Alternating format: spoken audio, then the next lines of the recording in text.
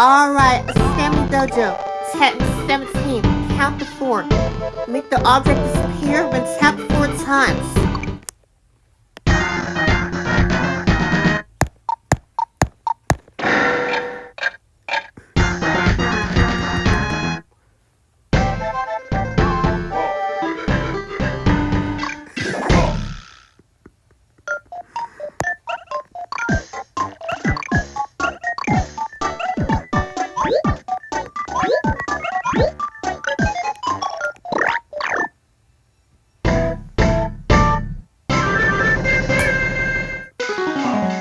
Have you ever wanted to make an object do something after being tapped multiple times?